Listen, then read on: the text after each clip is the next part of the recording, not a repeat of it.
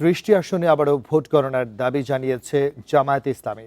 নির্বাচনের পর সারা দেশে জামায়াত নেতা কর্মীদের উপর হামলা সহ কিছু অপ্রীতিকর ঘটনা ঘটেছে বলেও অভিযোগ করেছে এই দলটি।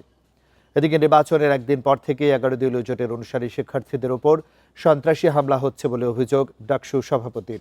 বিকেলে ঢাকা বিশ্ববিদ্যালয় কেন্দ্রীয় ছাত্র সংসদের সামনে সংবাদ সম্মেলনে এই অভিযোগ করেন তিনি।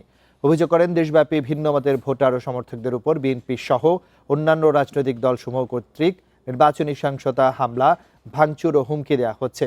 চাঁদপুর, মুন্সিগঞ্জ সহ শতাধিক এলাকায় জামায়াত শিবিরের উপর বিএনপি হামলা করেছে বলে অভিযোগ করেন তারা। রেইনবো অলরাউন্ডার এক্সটেরিয়র পেইন্ট বাড়ির বাহিরের দেয়ালের সুরক্ষা নিয়ে থাকুন নিশ্চিন্ত। সাথে পাচ্ছেন 10 বছরের ওয়ারেন্টি। 24 ঘন্টায় 3টা লাশ পড়েছে, শতাধিক জায়গায় হামলা হয়েছে। আমরা হুঁশিয়ার করতে চাই, যারা এখন দায়িত্বশীল পর্যায়ে এসেছেন, যারা সরকারি দল হবেন, প্রত্যেক নাগরিকের নিরাপত্তা আপনাদেরকে ইনশিওর করতে হবে। আর যদি একটা লাশ পড়ে এবং এই লাশ যারা ফেলিয়েছে তাদেরকে বিচার আওতায় নিয়ে আসতে হবে। যদি আপনারা ব্যর্থ হন তাহলে আমরা আবার রাজপথে নামবো, আবার আবু সাইদের উত্তরসূরি রাজপথে নামবে।